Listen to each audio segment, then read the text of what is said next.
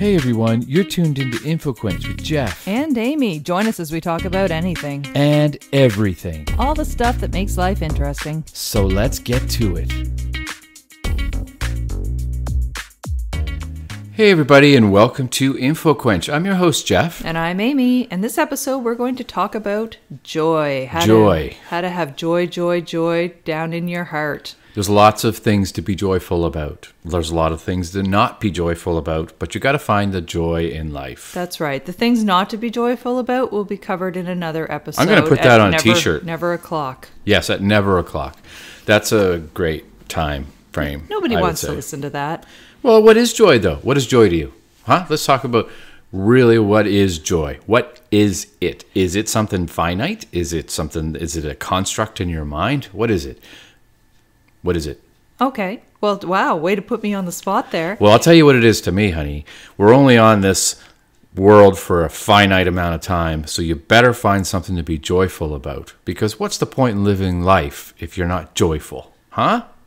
We almost sound angry about your joy. I'm just joking. I'm just taking a different... But you know what joy means to me is... Have you ever heard children playing and they almost like screech with happiness? Oh, yeah.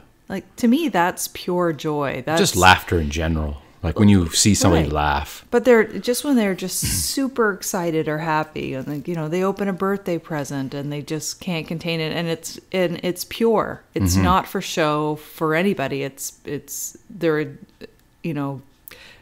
authentic emotion at that time. Yeah, absolutely. And that to me is the concept of pure joy. I find that as children, we tend to joyfully go down wormholes of interest. Like, for example, like a little boy who's really, really amazed by dinky cars or a particular game or something like that. Like our little guy, he loves to play Mariopoly right now. Like, right. And we're just really immersed in that, But we tend to rather not go down those joyful wormholes as much when we're adults, and that is kind of problematic. Do you understand what I mean? Like, I can remember going, like, as a teenager or even early, like when I was 13 or 14, going to the library and just getting completely lost in the books. Like, just sitting down in the aisle and just being like, just taking books off the shelves and just checking them all out and stuff. That was joyful to me, to discover new poets and new writers and stuff that I was just amazed about. I haven't done that as an adult.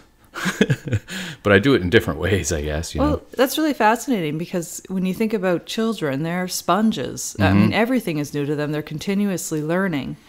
And they also seem to be a lot happier than adults. So maybe there's something to that, the idea of continuously learning. And I know for me, one of the big things that gives me joy, and part of why we started the podcast, is I just love to research things. I love to read about new things. And I get really excited about the idea of trying a new system, or whether it's a new workout program, or you've always been that a way to reorganize the house. I get excited about that challenge and that change, and just learning something new and a new way to do things, or just educating myself on an area or a topic that I have know nothing about. There are truly unending methods by which to rejuvenate your joy in things, because there's so many things, there's so many aspects of life that you have never really discovered. Like, who knows? I've never gone scuba diving, but I could do it, and it could be my lifelong passion, well, from now on anyways. But you know what I mean? But for example, when I was a teenager, I was huge into the band The Doors, and that was the very first, for lack of a better word, door that opened for me when it comes to like music, like, and getting immersed in a band. And I'm sure you love Janis Joplin, right? So you went down absolutely. Wormhole of Janis Joplin. My dad introduced me to Janis Joplin. Well, not actually Janis Joplin, because she was long gone. Amy, this is Janis. Janis, this is Amy. But I remember him putting on Ball and Chain, and us sitting at the kitchen table and listening to her record. And, to this day, you still love Janis Joplin. I do, and. It's funny, you said earlier, for the rest of my life, and I remember you earlier this week acknowledging that you felt like you've already lived more than half of your life. Yeah, I've lived more than half my life. More than half. Maybe you'll be a People centenarian. don't generally live to 100. You know, I was reading today around just statistics around the world's population. And So I'm actually 25 years old and bad with math. So just in case anybody's listening. I was reading that by 2050, I guess essentially the world over now, the average life expectancy is about 70 years of age. By 2050, this particular article, and I'm sure there's but they predicted that life expectancy will have increased to 77 on average over the world. Now, That's interesting. obviously in first world countries or places where you have good medical care, you're going to have a higher life expectancy. But just the idea that medical advances, you know, they've actually talked about the treatment for HIV and AIDS being a huge factor in increasing the overall life expectancy because that was so detrimental. So that was a tangent. Yeah, it's interesting. But it's something to be joyful about. It was that all life about joy. expectancy is increasing. I'm joyful about tangents because that's how life is. Life isn't a linear thing. It goes here, goes there, you know. We're going to I don't normally do this, but I'll lay out this episode a little bit. So Jeff and I are going to talk a bit about the specific things that give us joy in our lives and hoping that, you know, they maybe spark some ideas for you. But first off, I want to talk a little bit about the Book of Joy, which is a book by the Dalai Lama and His Holiness the Dalai Lama. That's right, His Holiness the Dalai Lama and Archbishop Desmond Tutu. Right. And what the book was about was really the two of them got together. It was the Dalai Lama's 80th birthday. So Desmond Tutu went to visit him in his home in India, and they documented a conversation over, I think it was several days, maybe even more than a week. And they talked about a lot of things, but more specifically around joy and also suffering. The idea that suffering is a part of life. It's unavoidable. There needs to be an acceptance of that. But you really ate this book up. You loved it. I love these types of books. I love the idea of looking at our lives and our experiences in a different way and reframing our thoughts. And just, you know, I like to think that now in my 40s, I think much differently and hopefully show a lot more compassion than I did 10 years ago or, and, you know, and evolved and it will continue to evolve 10 years from now. Yeah. And I think gathering these ideas and learning about other people's perspectives definitely helps contribute to that. And specifically around joy, because who doesn't want to have joy in their life, right? So that's what drew me to this particular Some people book. are just miserable and don't care, you know, about joy. But I don't know. I think most people need to have some sort of joy in their lives. I think people want joy. I think that there are probably people who have given up. I think that there are people who have such exceptional challenges in their lives in terms of the basic needs. Well, this pandemic being too. fulfilled, that people, they can't see beyond. You know, if people are struggling for food and shelter, you know, they may struggle with the concept of joy. But you know, and just in general, I mean, it is something I think that basic human nature draws us toward. We touched upon this in an earlier conversation, but it's interesting how children always have wormholes of joy that they go down, like over and over. Like, you know, for example, like a child will go through phases where they're really into certain books or, you know, a certain toy or a game or just, you know, anything from just lizards or dinosaurs or whatever. Like kids just constantly, they're like sponges. They're just soaking things up. And I think that the Dalai Lama is kind of childlike in that way with his mind, where he's always open to learning about joy and having it abundantly in his life. You know, I find that really fascinating. Well, and I find it fascinating to have read this book by two gentlemen who have probably experienced some of the most heightened suffering that human beings can experience in their lifetimes and can still focus on the joy in life. So, you know, there's a lot to cover in that book, and I won't go into all the details. I thought I would just focus on the 8 pillars of joy that they cover. Okay, yeah, 8 pillars. But I definitely recommend it if it's of interest to you. It is a bit of a brick of a book, so a little bit to get through if I recall. I mean, it's been a couple of years since I've read it, but just a wealth of information in there. First pillar of joy is around perspective, and I often use this.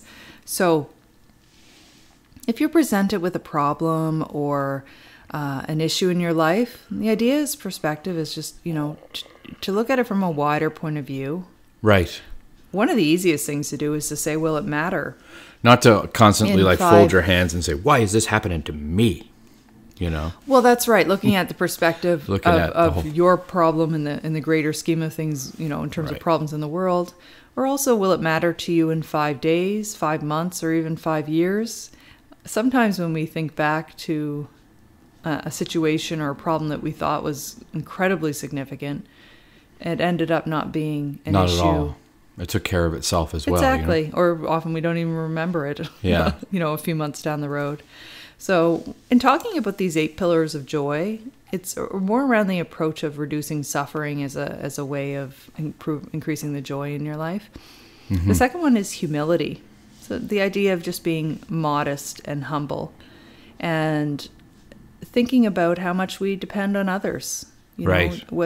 How much we depend on our parents growing up, or how we depend on even the infrastructure around us, or the people who make our medicine, or all of those different things, help to keep us humble. And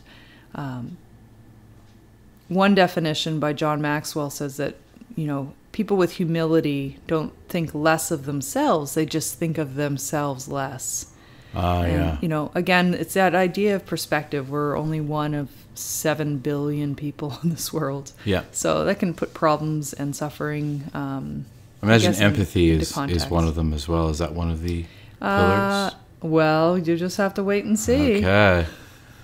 Because I always harken list screwer-upper. I always harken back to that. To your philosophy, like when you see somebody speeding in a car. And yes. Why. So that is part of it. So humor is one. That's me trying to get you off the you did derailment. A good job. Oh, find ways to laugh at ourselves. Find ways to laugh at the strange things in daily life. Make fun of ourselves. Oftentimes, if I'm having a stressful day or just feeling down, this pandemic has a lot of people feeling down. We'll put a show on that we know will make us laugh. Yeah.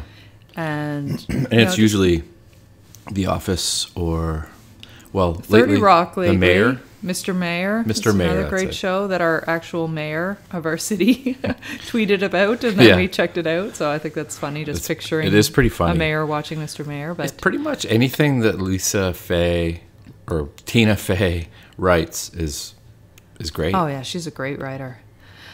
Funny. Number 3 is acceptance. Number 4 is acceptance. Now it's me screwing up the numbers. Acceptance. So many times we can't change our situation of the past, and rather than dwell on it, we need to come to a place of acceptance or just change our attitude towards it. Mm-hmm. It's often been said that, why would you be unhappy about something if it can be fixed? Just go ahead and fix it. And if it can't be fixed, why waste your time being unhappy about it? So, that's true. Sometimes we need to accept things and focus on the things that make us happy and accept the things we can't. It's funny change. because, take something simple like, dropping a coffee cup by accident and having it smashed. I've seen people absolutely freak out over things like that. Nearly put a hole in the wall because they broke a coffee cup or whatever. But I've always been that's excessive of the philosophy. I know, I did like the cartoon rendition of it, but I know that there are people who do that. Yeah, there are. It's like people when they get me. cut off in traffic and stuff, and they want to chase them down or whatever. But anyway, but I've always had the philosophy that okay, well, that's a bummer that happened, but it's broke now. There's no point in getting all upset about it. You know what I mean? Well, you could get the crazy glue out and try to piece it all together, but it will always be cracked. Yeah, it will always be cracked. You might as well have coffee mug rage over that one. Number 5 is forgiveness. So an important part of living in the present is, of course, to free yourself from your past. And whether that's forgiving somebody else for something they've done to you or forgiving yourself for, something that you regret. Mm-hmm. And I think, I've had that happen. I think as I grow older, in my wise old 40s, one of the things that I've realized is that you need to forgive your younger self sometimes. That when you look back on things that you've done that you think maybe I could have done that better or handled the situation differently, you did the best you could at that time. And I think that's a great way to look at the past. Geez, there's so many pop songs with that in their ideas with their songs. Really? Oh yeah. No excuses, no regrets. I need to see you again, my friend. What's the other one? Oh. And then there's what's that Green Day one that you really like? You know. Another the turning time point. of my life or whatever. Yes, another you know. turning. Well, anyway. Yes. Another. Now you got me thinking about that song, and I can't remember all the lyrics, but I guess yes, the idea of forgiveness. I hope is you had a the way. time of your life. Again, these pillars are more focused on addressing suffering and minimizing that as a path to joy. Number 6 is gratitude. Being thankful for everything, being thankful for everyone. This is something we often do with our kids. Yeah. I mean, I remember growing up, and that was a big thing. Like, there's kids starving somewhere in the world. Make sure you eat your food. And I still do that. Yeah. I do that with Hux. Yeah. But I think it's also an awareness of how fortunate we are. We are fortunate. We live in St. John, New Brunswick, in Canada. We have a roof over our heads, food on our table, health care available to us. We're, in a safe country. We're not, in a war-torn area. There's so many things to be grateful for. Now, I know, depending on where you're listening from, everybody's situation's different, but I think we can all look at things around us, and there's always something to be grateful for. And that can give you joy in and of itself. We often compare ourselves to people who have more. And become envious of things that they have. But we don't compare ourselves as often to people who have less and use that as a way to be grateful. Good point. Number 7 is compassion. So, trying to understand where people come from. And it sort of leads into what you were talking about, Jeff, about when people cut you off in traffic and having a bit of a paradigm shift about, maybe they weren't cutting you off because they were... Maybe they're on their way to the hospital. Insert an obscenity here, but maybe they're on their way to the hospital. And I find more and more now when people do things that I can't get my head around, that I can't understand, maybe things that just seem cruel or just mean or like Republicans, ill-intentioned or trying to, like Republicans. But I often try to come up with a situation or scenario in my own mind that would cause them to do that. And it may or may not be true, but it allows me to just have a little bit more compassion for their situation and I guess a realization that I don't know what people are going through. We don't know everybody's stories. You got to give people the benefit of the doubt, Well, that's right. A lot of times we think that when somebody says something to us that's negative, it's a reflection on us, when often most times it's a reflection on them and what they're going through and where they're at in life or just where they're at in the point of the day.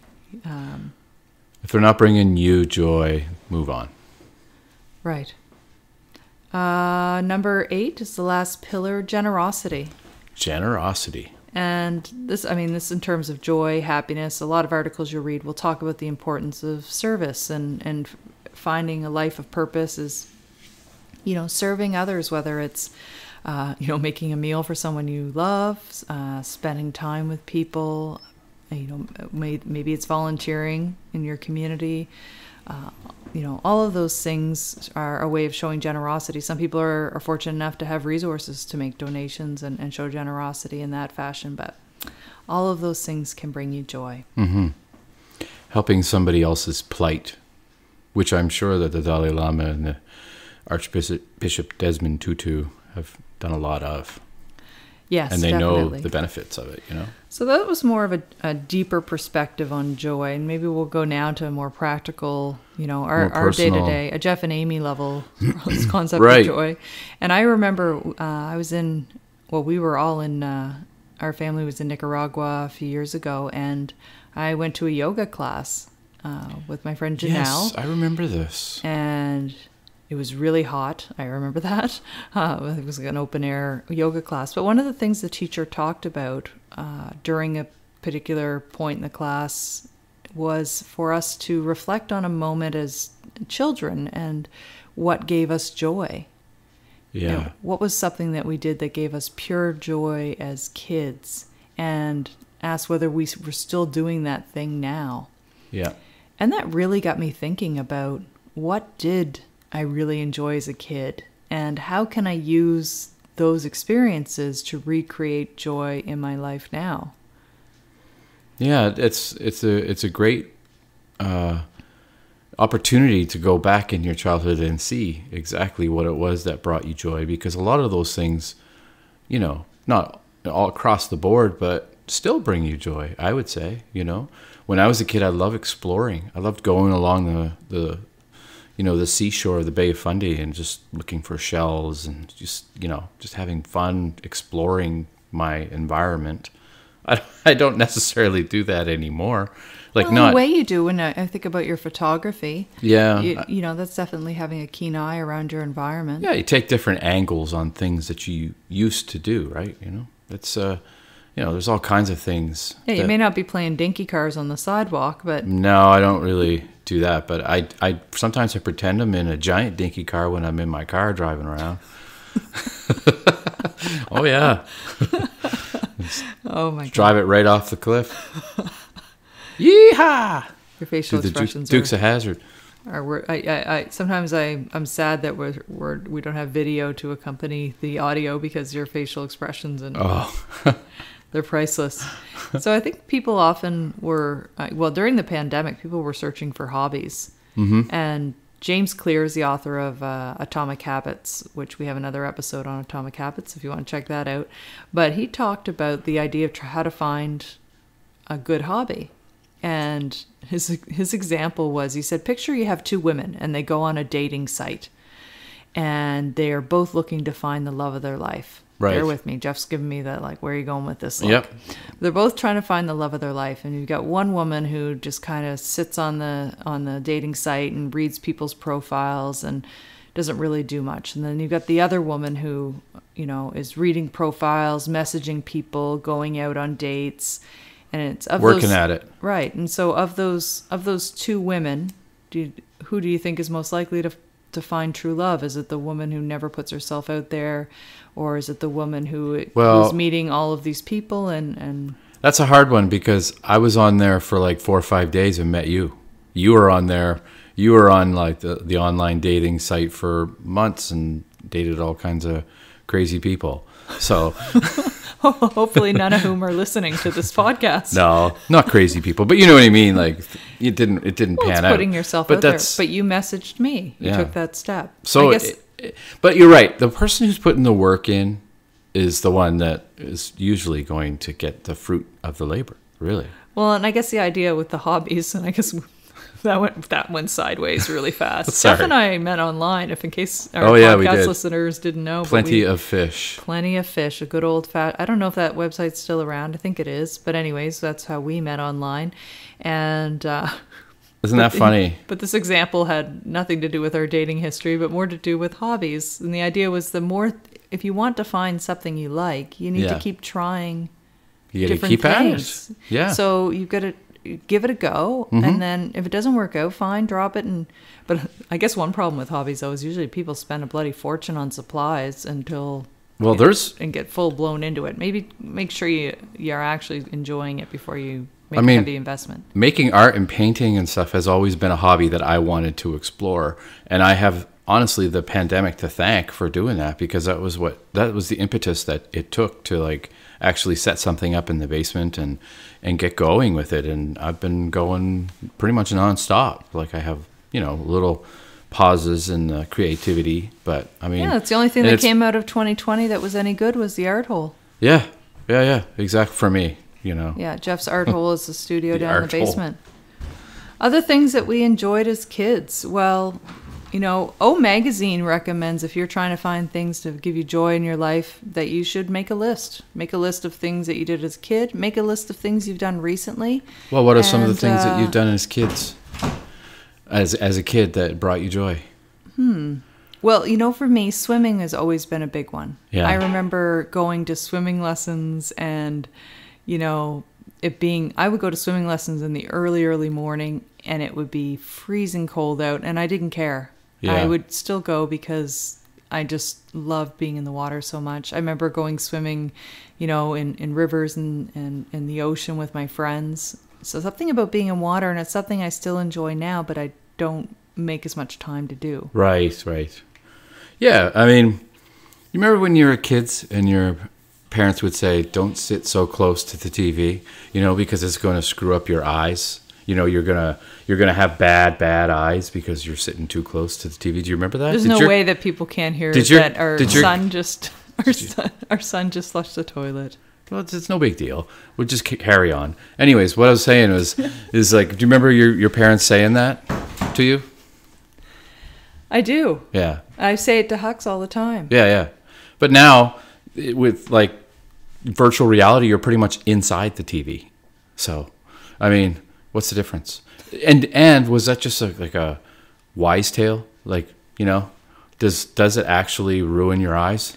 I doubt it. I don't know. Does it strain your eyes? I think about the amount of hours I sit in front of a computer screen. Yeah. And so when I now tell our son not to sit too close to the television, I have to kind of think about how close I'm sitting to a computer monitor all day long at my work. Yeah. And I don't know, though. Maybe screens aren't as bad. Maybe our parents weren't lying to us, but maybe screens are less impactful in terms of negatively affecting our eyesight now. Let's go with that. Yeah, it's interesting though. Sorry, I don't know what that has to do with I completely derailed you with the background noise of a toilet flushing, but you know what? We are unedited, and we have a child, and that is our life. Mm-hmm. When I was reflecting on what I liked to do as a kid, most of the things were outside, which made me realize I just love nature. I remember fireflies were like magic. I don't think Hux has ever seen fireflies. Do they still exist? Oh yeah. Absolutely. We're city dwellers, so I think it's only a certain time of the summer, in though. the country, I always saw them. Well, I think they have a short little lifespan. Yeah. Horseback riding. I remember like the smell of laundry off the line. That is pure joy. That's bliss. Fresh cut grass. Skateboarding was a joy for me back in the day. I still enjoy when I get on a skateboard, even though I'm close to 50 now. But I mean, actually, I haven't been on a skateboard in probably 5-6 years, but it's fun just to carve around, There's something about like moving through space, right? Whether you're riding down a hill on a bicycle, sliding down a hill in the snow. Yeah. But I find as I get older, I have more fear attached to those activities that I think about how I'm going to hurt myself. Well, yeah. That's in your blood, though. I break easier now because I am older. Yeah. But those types of things, those thrilling activities, those gave me joy as a kid. Absolutely. Going to the library, I know I mentioned that earlier about getting lost in books and just sitting down in the aisle and having books like all around me. I mean, I still love going to the library, and I love looking for new writers or writers that I know or artists that I know now. Like, actually, that's one of the things I want to do in the next few days is go to the library and get out some reference books for art I want to try. So. Oh, yeah, you really love books. I do. I love even books. If you don't read them. I do read them. But I eventually get to them. I know you do read them, but I just mean that you tend to buy more than you could ever read. I know I do, yeah. But just like to surround, like we have stacks of books around the house that you just like. Same with records. Like I buy records, I listen to all the records, but I like to have an encyclopedia of music and words to draw upon whenever I want. I don't know. If you could make, there's worse things. Well, I'm not. I know you're not. I'm just saying This is where Jeff says I could do crack. I could do crack, I don't know if you do crack or you smoke crack or you snort crack, but something with crack. And no, I'm glad you don't do that. What I love doing nowadays is podcasting. Yeah, me too. Podcasting is really fun. We sit down, we chat. It's a creative outlet, and it's just something to look forward to. I look forward to it every week. Yeah. And sharing what we record with others. It's fun. It's nice that it's getting picked up a lot more and people are listening. And if you guys have anything that that you can think of from your childhood that brought you joy that you want to share with us, find us on any of the social medias and yeah, definitely. Check us out. And And remember, if it gave you joy as a kid, give it another go as an adult and reclaim that joy, because life is short. Yes. If this podcast gave you joy, just let us know. And listen to it again. Thanks for listening, everybody. Bye-bye. Bye-bye. Thanks for listening. And remember, you can catch up on past episodes at infoquench.com. Or just about anywhere else you get your podcasts. Be sure to follow us on Twitter, Facebook, and Instagram. And help spread the word about InfoQuench. Till next time.